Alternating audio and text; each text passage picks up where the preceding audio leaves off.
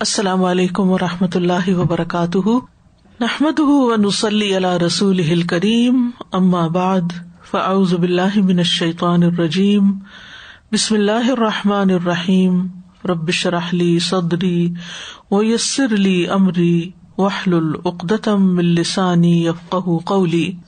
قیامت کے دن کے بارے میں اللہ تعالیٰ فرماتے ہیں، بسم اللہ الرحمن الرحیم، لا اقسم بیوم القیامہ ولا اقسم بالنفس اللوامہ، ایحسب الانسان ان لن نجمع عظامہ، بلی قادرین علی ان نسوی بنانہ، بل یرید الانسان لیفجر امامہ، یسأل ایان یوم القیامہ، فإذا برق البصر وخسف القمر وجمع الشمس والقمر، يقول الإنسان يومئذ أين المفر، كلا لا وزر إلى ربك يومئذ المستقر۔ نہیں میں قیامت کے دن کی قسم کھاتا ہوں، اور نہیں میں بہت ملامت کرنے والے نفس کی قسم کھاتا ہوں۔ کیا انسان یہ سمجھتا ہے کہ بے شک ہم کبھی اس کی ہڈیاں اکٹھی نہیں کریں گے؟ کیوں نہیں، ہم انہیں اکٹھا کریں گے، اس حال میں کہ ہم قادر ہیں کہ اس کی انگلیوں کے پورے درست کر کے بنا دیں، بلکہ انسان چاہتا یہ ہے کہ اپنے آگے نافرمانی کرتا رہے۔ وہ پوچھتا ہے اٹھ کھڑے ہونے کا دن کب ہوگا، پھر جب آنکھ پتھرا جائے گی اور چاند گہنا جائے گا اور سورج اور چاند اکٹھے کر دیے جائیں گے، اور انسان اس دن کہے گا کہ بھاگنے کی جگہ کہاں ہے، یعنی ان ساری مشکلات سے نکلنے کا کوئی راستہ ہے؟ ہرگز نہیں، پناہ کی جگہ کوئی نہیں۔ اس دن تیرے رب ہی کی طرف جا ٹھہرنا ہے، اللہ سے ملاقات کرنا ہے، اپنے اعمال کا حساب دینا ہے۔ تو ہم پڑھ رہے تھے حساب کتاب ہی کے بارے میں کہ کس کس طرح مختلف لوگوں کا حساب ہوگا اور کیا سوال پوچھے جائیں گے۔ آج ہم انشاءاللہ دیکھیں گے کہ جہنم میں داخل ہونے سے پہلے کس قسم کے عذاب ہوں گے، یعنی قیامت کے دن۔ سورۃ الانعام آیت نمبر 31 میں آتا ہے، قد خسر الذین کذبوا بلقاء اللہ حتی اذا جاءتهم الساعة بغتة قالوا يا حسرتنا على ما فرطنا فيها وهم يحملون أوزارهم على ظهورهم ألا ساء ما يزرون۔ یقیناً خسارے میں رہے وہ لوگ جنہوں نے اللہ کی ملاقات کو جھٹلایا، یہاں تک کہ جب ان کے پاس قیامت اچانک آ پہنچے گی کہیں گے ہائے ہمارا افسوس اس پر جو ہم نے اس میں کوتاہی کی، اور وہ اپنے بوجھ یعنی گناہوں کے بوجھ اپنی پیٹھوں پر اٹھائے ہوئے ہوں گے۔ سن لو، برا ہے وہ بوجھ جو وہ اٹھائیں گے۔ اور اس کی مثال کیا ہے؟ جیسے جس شخص نے اس زمین سے ایک بالشت بھی کسی کی ظلمن لے لی، یعنی کسی کی زمین پہ جو صرف ایک بالشت کے برابر ہو ظلم سے اس کو ہتھیا لیا، تو قیامت کے دن اللہ تعالیٰ اس سے 7 زمینوں کا طوق ڈالیں گے۔ اس قسم کے بوجھ ہوں گے جو اپنے اوپر اٹھائے ہوئے ہوں گے۔ نبی صلی اللہ علیہ وسلم نے فرمایا 10 آدمیوں کے امیر کو بھی قیامت کے دن اس حال میں لایا جائے گا کہ وہ جکڑا ہوا ہوگا، اس کا عدل اس کو آزاد کرائے گا یا اس کا ظلم اس کو ہلاک کرے گا۔ پھر اسی طرح کچھ لوگوں کے منہ میں آگ کی لگام ڈالی جائے گی۔ فرمایا جس شخص سے علم کی کوئی بات پوچھی جائے اور وہ اسے چھپائے تو قیامت کے دن اس کے منہ میں آگ کی لگام دی جائے گی۔ اور یہ قیامت کے دن کا حال ہے، ہم پڑھ رہے ہیں قیامت کے دن کے حالات۔ اسی طرح کچھ لوگ مفلوج اٹھیں گے۔ نبی صلی اللہ علیہ وسلم نے فرمایا جس شخص کی 2 بیویاں ہوں اور وہ ایک کو دوسری پر ترجیح دیتا ہو، یعنی ناانصافی کرتا ہو، وہ قیامت کے دن اس طرح آئے گا کہ اس کے جسم کا ایک حصہ گر چکا ہوگا، یعنی آدھے جسم کے ساتھ، یا آدھا جسم پیرالائز ہوگا۔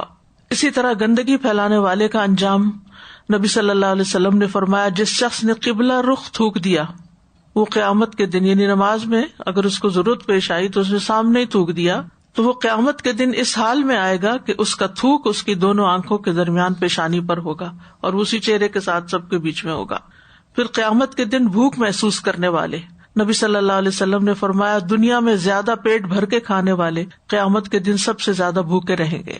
پھر خبیث چیز صدقہ کرنے والے کا انجام، عوف بن مالک کہتے ہیں کہ رسول اللہ صلی اللہ علیہ وسلم نکلے اور آپ کے ہاتھ میں ایک عصا تھا، لاٹھی۔ ایک آدمی خشک اور خراب قسم کی کھجور مسجد میں لٹکا کے چلا گیا تھا کہ کھا لیں یہاں کے رہنے والے، جو اصحاب صفہ ہوتے تھے جن کا اپنا کوئی گھر بار نہیں تھا۔ آپ صلی اللہ علیہ وسلم کھجور کے خراب خوشے پر عصا مارنے لگے، یعنی آپ نے وہ لاٹھی لی اور کھجوروں کے اوپر مارنا شروع کر دی۔ پھر آپ نے فرمایا اگر یہ صدقہ کرنے والا چاہتا تو اس سے عمدہ قسم کی کھجور دے سکتا تھا، بلا شبہ قیامت کے دن یہ صدقہ کرنے والا ایسی ہی خراب کھجور کھائے گا، یعنی جیسا جس کے ساتھ برتاؤ کریں گے، جو جس کو دیں گے وہ اپنے ہی سامنے آئے گا۔ پھر لوگوں کے لیے پل بنے ہوئے لوگ ہوں گے کچھ۔ رسول اللہ صلی اللہ علیہ وسلم نے فرمایا ٹیک لگا کر نہ کھانا، چھنے ہوئے آٹے کی روٹی نہ کھانا، مسجد میں کوئی جگہ مقرر نہ کرنا تاکہ اسی میں ہی نماز پڑھی جائے، اور جمعہ کے دن گردنیں نہ پھلانگنا، ورنہ یعنی یہ جمعہ کے دن گردنیں پھلانگنے کے بارے میں بات ہو رہی ہے کہ بعض لوگ دیر سے آتے ہیں اور پھر اگلی صف میں جاتے ہیں اور وہ لوگوں کی گردنوں کے اوپر سے پھلانگتے پھلانگتے آگے پہنچتے ہیں، ورنہ اللہ قیامت کے دن تجھے لوگوں کے لیے پل بنا دے گا۔ مطلب یہ کہ لوگ اس کے اوپر سے چڑھ کے آگے جا رہے ہوں گے، روند رہے ہوں گے اس کو، یعنی اسی طرح اس کے اوپر بھی پاؤں رکھے جائیں گے جس طرح وہ لوگوں کے اوپر پاؤں رکھ رکھ کے یا ٹھوکرے مار کے آگے جاتا تھا، کیونکہ جیسا عمل ویسی ہی سزا۔ پھر کچھ لوگ چہرے کے گوشت سے محروم ہوں گے۔ نبی صلی اللہ علیہ وسلم نے فرمایا ایک شخص لوگوں سے مانگتا رہتا ہے یہاں تک کہ وہ قیامت کے دن اس حال میں آئے گا کہ اس کے چہرے پر گوشت کا ٹکڑا تک نہ ہوگا، بالکل ہڈیاں ہی ہڈیاں صرف ہوگا۔ تو آپ دیکھیں کہ جب چہرہ جھلس جاتا ہے اور گوشت سارا ہٹ جاتا ہے، آپ نے کبھی ایسے مردوں کی تصویریں دیکھی ہوں گی جن کا سارا گوشت جھڑ چکا ہو، تو کتنی بھیانک تصویر ہوتی ہے صرف ڈھانچے کی، کھوپڑی کی۔ اسی طرح کچھ کا چہرہ زخمی ہوگا، نوچا ہوا ہوگا۔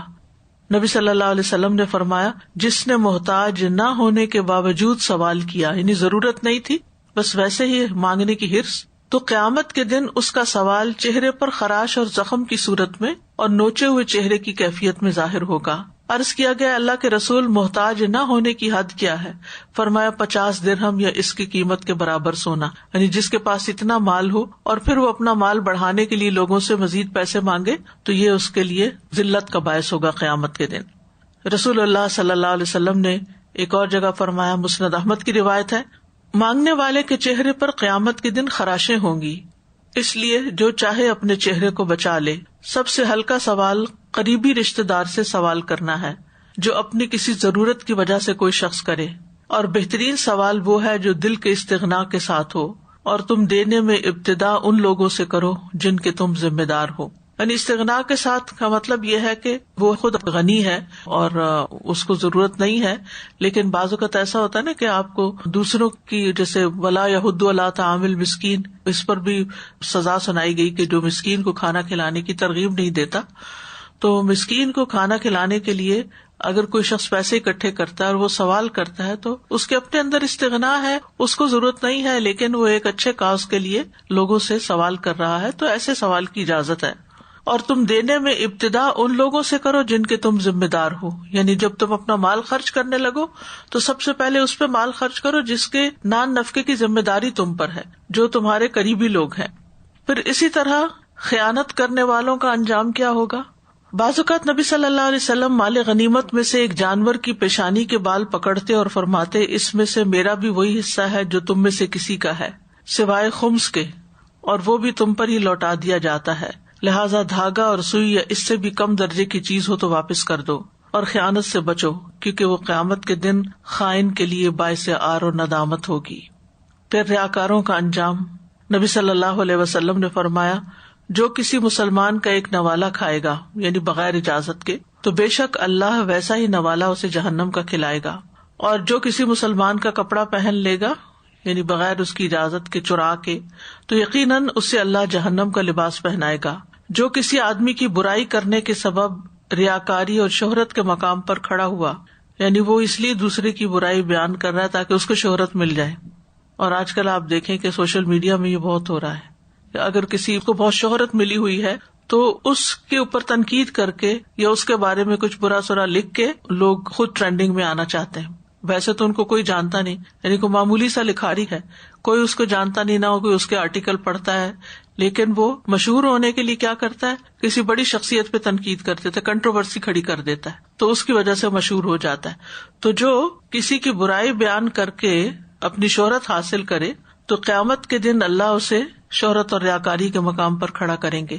اور اس کے علاوہ بھی جو ریاکاری کے لیے نیک کام کرے، تو یہ جو فیم کی خواہش ہے یا مشہور ہونے کی خواہش ہے کہ لوگ مجھے اکنالج کریں، لوگ مجھے چاہیں، لوگ مجھے پسند کریں، تو یہ ایک بہت خطرناک چیز ہے. قیامت کے دن مخصوص جگہ ہوگی جہاں پر ایسے لوگوں کو کھڑا کر کے پھر ذلیل کیا جائے گا. پھر باتوں کی ٹوہ میں لگنے والے کو عذاب. رسول اللہ صلی اللہ علیہ وسلم نے فرمایا، جو شخص لوگوں کی باتیں سننے کے لیے کان لگائے جو اسے پسند نہیں کرتے یا اس سے بھاگتے ہیں، یعنی بعض ہوتا ہے نا کہ آپ بات کر رہے تھے، اتنے میں مجلس میں کوئی ایسا شخص داخل ہو گیا کہ آپ کو پتا ہے کہ اگر میں نے اس کے سامنے بات کی تو یہ بات یہاں نہیں رہے گی، یہ تو بہت پھیل جائے گی، یا یہ ٹویسٹ کر کے کسی اور کو جا بتائے گا یا فساد کرے گا، تو آپ خاموشی اختیار کر لیتے ہیں. جب وہ شخص دیکھتا ہے کہ کوئی بات نہیں ہو رہی تو وہ پھر واپس نکل جاتا ہے اور جا کے ایک دروازے کے پیچھے کان لگا کے سنتا ہے کہ اچھا اب کیا باتیں ہو رہی ہیں، اور وہاں سے کچھ پک کر کے پھر فتنہ فساد کرتا ہے. تو بہرحال جو شخص دوسرے لوگوں کی بات سننے کے لیے کان لگائے جو اسے پسند نہیں کرتے یا اس سے بھاگتے ہیں، تو قیامت کے دن اس کے کانوں میں سیسا پگھلا کر ڈالا جائے گا، اور یہ قیامت کے دن کا عذاب ہے. پھر اسی طرح مصور کو بھی عذاب دیا جائے گا. جو کوئی دنیا میں تصویر بنائے گا، یعنی ہاتھوں سے جیسے ڈرا کرنا، اسے قیامت کے دن مکلف بنایا جائے گا کہ اس میں روح بھی ڈالے، جو وہ نہیں کر سکے گا. پھر اسی طرح جھوٹا خواب سنانے والا. نبی صلی اللہ علیہ وسلم نے فرمایا، جس نے ایسا خواب بیان کیا جو اس نے دیکھا ہی نہ ہو، تو اسے جو کے 2 دانوں کو گرہ لگانے کے لیے کہا جائے گا، اور وہ اسے ہرگز کر نہ سکے گا. جو دیکھے ہوں گے بارلے وغیرہ، تو ان کے 2 دانوں کے درمیان گرہ لگاؤ تو دونوں اکڑے ہوئے ہوتے ہیں، وہ ان کی گرہ کیسے لگ سکتی ہے. پھر اسی طرح حد قذف. نبی صلی اللہ علیہ وسلم نے فرمایا، جس نے اپنے غلام پر تہمت لگائی حالانکہ غلام اس تہمت سے بری تھا، تو قیامت کے دن اسے کوڑے لگائے جائیں گے، الا یہ کہ اس کی بات صحیح ہو. یعنی بعض اوقات ایسے انسان پر انسان الزام لگا دیتا ہے، جیسے گھر میں کوئی زیور چوری ہوا، کوئی چیز ہوئی، تو الزام میڈ پر ہی لگا. اب ایسے لوگ بےچارے اپنی غربت کے مارے اور اپنی کمزوری کے باعث دوسروں کا ظلم سہتے ہیں بعض اوقات، حالانکہ قصور ان کا نہیں ہوتا، خود ہی رکھ کے کہیں بھولے ہوئے ہوتے ہیں، اور جب نظر نہیں آئی چیز، پہلی بدگمانی یہ فلاں نے چرایا ہوگا، اور پھر اس کو بلا کے جو تفتیش اور پڑتال کرتے ہیں جس ذلت آمیز طریقے سے، اور پھر بعض لوگ تو پولیس کے حوالے کر کے اس سے پٹواتے ہیں، اور وہ زیور جو ہے وہ کہیں اور سے نکل آتا ہے.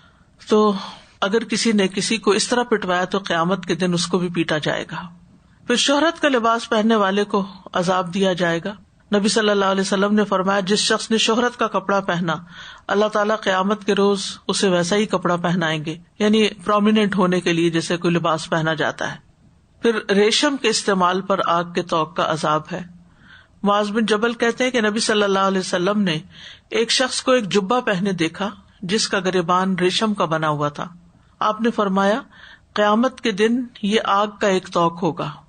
آپ نے بخاری میں پڑھا ہوگا کہ 4 انگلی ریشم تک کی پٹی لگانے کی اجازت ہے، تو یہ گردن کے اوپر ریشم پہننے سے طوق کی بات کیوں کی گئی؟ منذری کہتے ہیں کہ شاید وہ ریشم جو آپ نے دیکھا تھا وہ 4 انگلی کی مقدار سے زیادہ تھا، کیونکہ اس سے کم مقدار کا ریشم حرام نہیں کیا گیا. اور اس کی دلیل حضرت عمر کی حدیث ہے جو صحیح مسلم میں ہے. عمر بن خطاب کہتے ہیں کہ نبی صلی اللہ علیہ وسلم نے ریشم پہننے سے منع کیا سوائے 2 یا 3 یا 4 انگلیوں کی پٹی کے. 2 انگلیاں، 3 یا 4. آپ نے دیکھا کہ جیسے امام حرم عید وغیرہ کے خطبے کے موقع پر جو جبے پہنے ہوئے ہوتے ہیں اس کے اوپر گولڈن پٹی لگی ہوئی ہوتی ہے، تو اس حد تک اجازت ہے. پھر معمولی چیزیں روکنے پر گنجے سانپ کا مسلط ہونا. رسول اللہ صلی اللہ علیہ وسلم نے فرمایا، جب کوئی رشتہ دار اپنے کسی قریبی رشتہ دار کے پاس جا کر ایسی زائد چیز کا سوال کرتا ہے جو اللہ تعالیٰ نے اسے عطا کی ہوتی ہے لیکن وہ کنجوسی کرتا ہے، دیتا نہیں. مثلا ایک بہن دوسری بہن کے گھر گئی اور یہ محتاج ہے پہلی والی، اور دوسری کے پاس اللہ کا دیا ہوا بہت کچھ ہے اور یہ اپنی ضرورت بیان کرتی ہے لیکن وہ دینے کو راضی نہیں، تو یہ بھی بہت غلط بات ہے، کیونکہ بعض لوگ بیمار ہوتے ہیں، بعض کمزور ہوتے ہیں، مجبور ہوتے ہیں، مشکل سے کسی کے سامنے اپنی کو حاجت رکھ سکتے ہیں. تو انسان کے پاس اگر وہ چیز ہو تو اس میں بخل نہیں کرنا چاہیے. اگر کوئی ایسی چیزوں میں بخل کرتا ہے تو فرمایا ایسے آدمی کے لیے قیامت کے دن جہنم سے سانپ نکالا جائے گا جو اپنی زبان کھولے ہوئے ہوگا، جسے شجاع کہتے ہوں گے، اسے ایسے آدمی کا توق بنا دیا جائے گا. زکوٰۃ کے نہ دینے والے کے لیے بھی آتا ہے اور کسی کی ضرورت کے موقع پر کنجوسی کرنے والے کے لیے بھی. پھر جنت کی خوشبو سے کچھ لوگ محروم ہوں گے. رسول اللہ صلی اللہ علیہ وسلم نے فرمایا، سنن ابن ماجہ کی روایت ہے، وہ علم جو اللہ عز و جل کا چہرہ چاہنے کے لیے حاصل کیا جاتا ہے، جس نے اسے دنیا کا مال و متاع حاصل کرنے کے لیے سیکھا، اسے قیامت کے دن جنت کی خوشبو بھی نہیں آئے گی. یعنی دین کا علم جو ہے وہ اللہ کی رضا کے لیے سیکھنا چاہیے، نہ کہ دنیا کمانے کے لیے. پھر جس پر نوحہ کیا گیا اس کی پکڑ ہوگی، اگر وہ اس کو پسند کرتا ہو کہ میرے مرنے کے بعد میرے پہ خوب رویا جائے.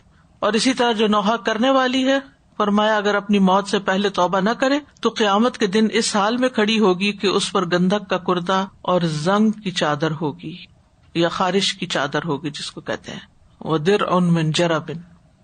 تو یہ ہے قیامت کے دن کے بعد لوگوں کے حالات جو دنیا میں ان جرائم کا ارتکاب کرتے ہیں. تو ان حدیث کو پڑھ کے یہی بات سمجھ میں آتی ہے کہ ان چیزوں سے بچنا بھی چاہیے اور قیامت کے دن کی سختیوں سے بچنے کی دعا بھی کرنی چاہیے. السلام علیکم استاذہ. کوشچن تھا کہ جو ایک جگہ ایسے لوگوں کو سزا دی گئی کہ ان کے چہرے پہ گوشت نہیں ہوگا جو سوال کرتے ہیں دوسروں سے. تو فار ایگزامپل اگر ہم افورڈ کر سکتے ہیں کوئی چیز لیکن ہمارے پاس نہیں ہے، کوئی گیجٹ، کوئی مشینری، اپنے کسی ہمسائے سے لیتے ہیں یا نیبر سے مانگتے ہیں یوز کرنے کے لیے، تو استعمال کرنے کے لیے وقتی طور پر، تو جیسے کوئی مہمان آ گئے، آپ کو کراکری چاہیے، آپ کو کوئی چیز چاہیے، اس کی ممانعت نہیں ہے. یہ اس کی ممانعت ہے جو اپنا مال بڑھانے کے لیے یا اپنے پیسے بچانے کے لیے انسان دوسروں سے لیتا ہے. ضرورت پڑنے پر تو وہ یمنعون الماعون جو آتا ہے کہ ضرورت کی معمولی چیزیں بھی روکتے ہیں، تو وہ ضرورت کے وقت مانگنے میں بھی کوئی حرج نہیں اور دینے والے کو روکنی بھی نہیں چاہیے. السلام علیکم استاذہ، مجھے یہ پوچھنا تھا کہ شوہ اور کنجوسی میں کیا فرق ہے؟ شوہ کنجوسی تو یہ ہے کہ جیسے مال کو روک لینا، اور شوہ جو ہے وہ دل کی تنگی ہے جس میں انسان معاف نہ کرے، یعنی مال بھی روکے اور معافی بھی روکے. استاذہ جی یہاں پر یہ جو مصور کی جو بات ہوئی کہ وہ تصویریں بنانے والے کے اوپر بھی گناہ ہے، تو یہ جو ہر وقت سیلفی یا کوئی چیزیں بلا ضرورت تو وہ بھی نہیں بنانی چاہیے، لیکن وہ تو ایک مشینی عمل ہے. ہاتھ سے ڈرا کر کے یہ کہنا کہ میری تخلیق ہے، تو اللہ کی تخلیق کی برابری ہے نا. اس لیے ان ساری چیزوں کو پڑھ کے کیا بات سمجھ میں آتی ہے؟ ہم سمجھتے ہیں کہ بس قیامت کا دن ہوگا، ہلا گلا ہوگا، بس ادھر سے بچ کے ادھر سے ادھر پار نکل جائیں گے. لیکن یہ ہے کہ یہ ساری چیزیں جن کا ذکر ان حدیث میں آیا ہے، یہ کہیں نہ کہیں معاشرے کے اندر دکھائی دیتی ہیں، اور لوگ ان پہ توبہ بھی نہیں کرتے، کیونکہ توبہ کریں تو چھوڑ ہی دیں، ان کو کنٹینیوسلی کرتے جاتے ہیں. جی آج کل جیسے اب یہ ٹریولنگ پہ پابندی ہے تو اتنی لمبی لسٹ ایوری ڈے ایڈ آن ہوتی جاتی ہے کہ اچھا اب یہ چیز اس طرح سے ہوگی، اب یہ اس طرح سے ہوگی. تو جس نے بھی کسی نے ٹریول کرنا ہوتا ہے وہ ساری لسٹ دے کے جاتا ہے. جیسے ابھی ریسنٹلی انہوں نے کورونا کا ٹیسٹ کا سرٹیفکیٹ آپ کے پاس ہونا چاہیے کہ آپ کا نیگیٹو ٹیسٹ ہے before you go to airport. تو جیسے جس نے بھی ٹریول کرنا ہے وہ اپنا جو ہے وہ چیک کرتا رہتا ہے کہ کوئی اور کیا کیا ریسٹرکشن ہے اور کیا کیا ڈاکومنٹ چاہیے جو میرے کلیئر ہو. تو ایسے ہی پھر یہ قیامت کے دن کی ساری چیزیں ہیں، جیسے ہمارے علم میں ہونا چاہیے کہ کس کس چیز کا کیا کیا حساب ہے اور کس کس چیز کا کیا اچھا جائے گا اور کیا کیا سزائیں ہیں اس کی، یعنی کیا کیا ٹریولنگ کی ریکوائرمنٹس ہیں آگے جانے کی، اعمال نامے میں کیا کیا ہونا چاہیے اور کیا کیا نہیں ہونا چاہیے سامان میں. استاذہ مجھے لگ رہا تھا آپ نے بھی کہا نا کہ احوال، یہ جتنے بھی احوال ہم پڑھ رہے ہیں اچھے یا برے، یہ ہماری زندگیوں کو، اس وقت کی زندگیوں کو ریفلیکٹ کریں. یہاں معاف کرنا، یہاں پہ کسی سے احسان کرنا، یہاں کسی پہ رحم کرنا، وہ سب وہاں اجر کا سبب نظر آ رہا ہے. اسی طرح وائس ورثہ، جو کچھ یہاں پر ہم کہیں حق مار رہے ہیں یا ایز اے لیڈر یا جو بھی ہمارے اوپر ذمہ داری ہے، اس میں جو کمی ہے وہ وہاں پہ کمی نظر آتی ہے. اور سزا ہم سورہ صافات مکمل کی آج ہم نے، تو اس میں اتنی دفعہ آیا انا کذالک نجزی المحسنین. میرا خیال ہر حضرت ابراہیم کے ساتھ 2 دفعہ آیا اور باقی سب انبیاء کے ساتھ 1 دفعہ وہ آیت آئی. تو میں یہ سوچ رہی تھی کہ سزا دنیا میں احسان کرنا یا محسن بننا بہت مشکل کام ہے، لیکن یہ جنت کے وعدے اور یہ جنت کی بشارتیں اور جس طرح اللہ سبحانہ وتعالیٰ اسپیشل سلوک بعض لوگوں سے کر رہے ہیں، تو جب یہ ذہن میں رہیں تو اللہ توفیق دے کہ ہم واقعی احسان کرنے والوں میں سے بن جائیں. اور اللہ سبحانہ تعالیٰ ان انبیاء کے قصے سنا کے ہمیں موٹیویٹ کرتے ہیں کہ اگر دنیا میں رہتے ہوئے ہم بھی ان کے نقش قدم پہ چلیں تو ہم بھی اس کیٹیگری میں آ سکتے ہیں. It is doable, it is very tough, لیکن اللہ توفیق دے کہ یہ کر بھی سکتے ہیں. اور پھر رزلٹ نظر آ رہا ہے کہ سبحان اللہ کیا VIP ٹریٹمنٹ ہے بعض لوگوں کے ساتھ. اللہ ہمیں ان میں شامل فرما دے.